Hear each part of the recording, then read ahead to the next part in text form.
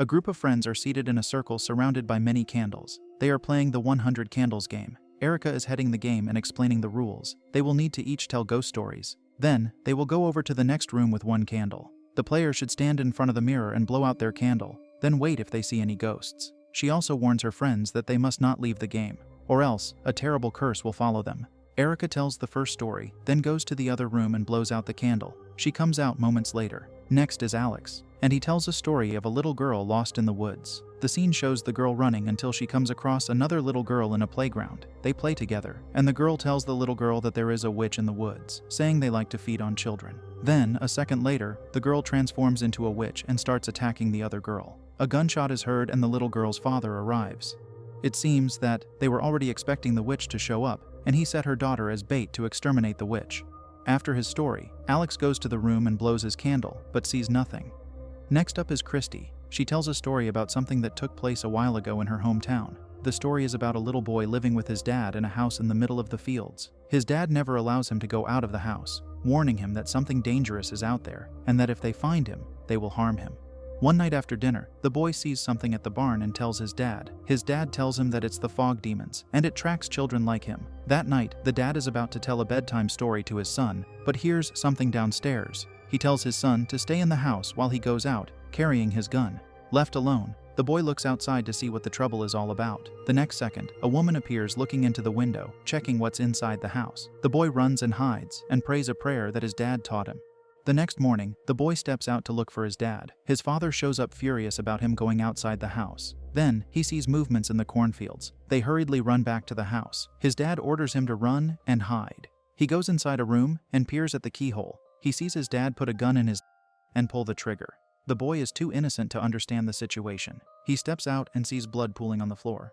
The next second, smoke fills the house. It seems that the fog demons have arrived to get him. However, it is later revealed that the fog demons are actually the FBI coming to rescue him. It seems that the truth is he has been abducted by the person he has known as his father his whole life. Back in the present, it's Christy's turn to blow out the candle. She hears a cat meowing behind her and tries to approach it. When she turns around, she sees her face bloodied in the mirror. She freaks out, and the others check on her. Then, she looks in the mirror again, and the blood is gone. They move on with the game.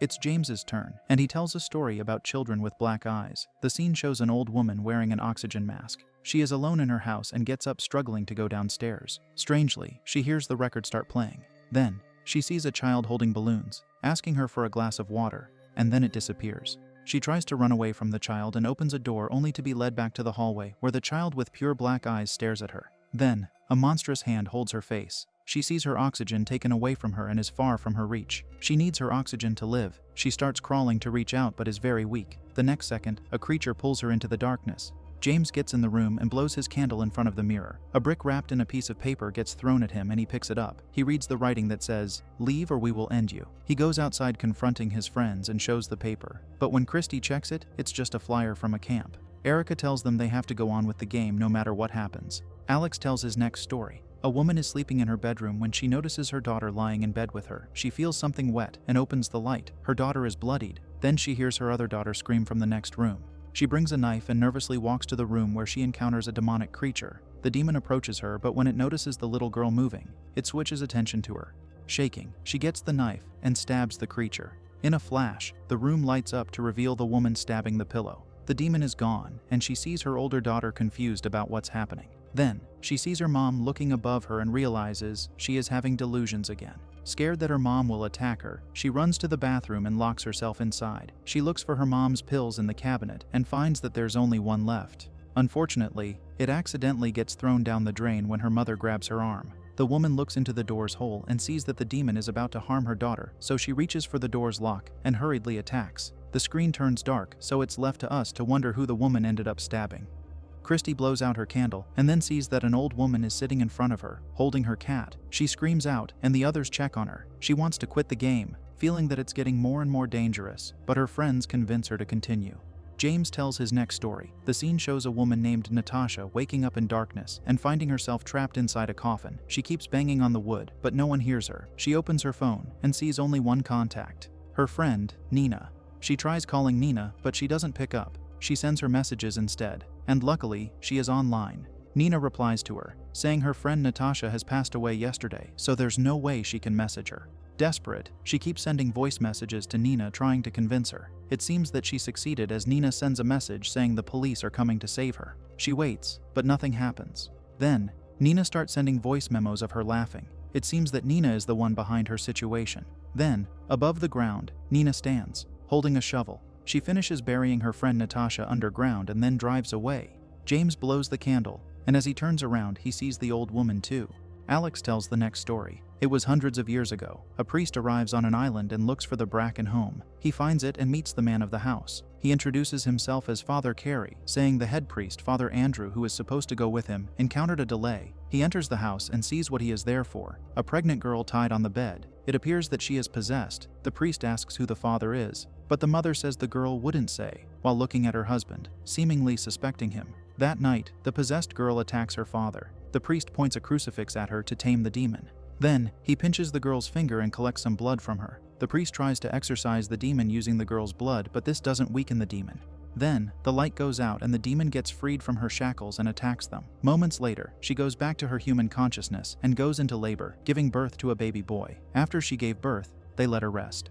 The priest asks the couple who will care for the child. The mother tells him to take the child with him, as they do not have plans to raise it. The next day, the priest leaves with the baby. While on the boat, he takes out the bottle of blood he got from the possessed girl and says some Latin chant. Then he says, "I release you." The next second, the possessed girl's eyes open, but it's already a demon's eyes. The demon attacks the girl's mother and father. Then, Father Andrew arrives on the island, and once he steps into the house, he sees the demon-possessed girl. He is already too late. On the boat, Father Carey removes his Roman collar and tells the boatman that he has been waiting for the child to be born. He calls him his little prince. It seems that he isn't a priest after all, possibly the king of demons himself. And now he has his heir. Back in the present, Alex has not come back yet after going into the room. James goes to check on him, but he is nowhere to be found. They decide to continue playing the game, afraid of the consequences of just walking out. Christy tells the next story. A woman is moving into her new apartment. After unpacking, she goes straight to bed. The next morning, she checks her phone and sees a photo of her sleeping, seemingly taken by someone while she's asleep. This creeps her out.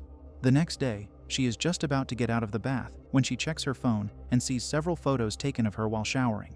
She gets alarmed and tries to go away, but she forgets her keys. She runs back inside her apartment and finds that the water is still running. She sees wet footsteps on the floor leading to her bed, but finds no one there. Instead, she finds a shirt that does not belong to her.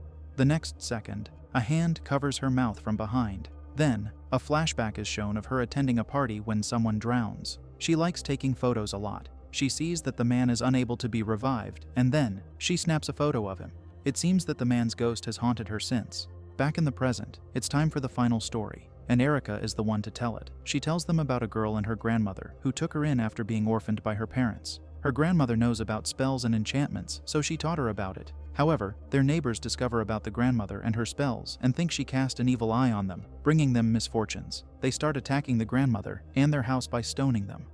One day, the girl discovers her grandmother lying lifeless on the floor, with her own cat eating most of her face. The police investigated and found that her grandmother had been attacked with a brick to her head. The girl was sent to an orphanage after, where her bitterness and rage continuously grew. Once she gets out of the orphanage, she goes back to her grandmother's house. She takes a book from the library called the 100 Candles game. Then, she starts persuading the neighbor's children to play the game with her in that same house.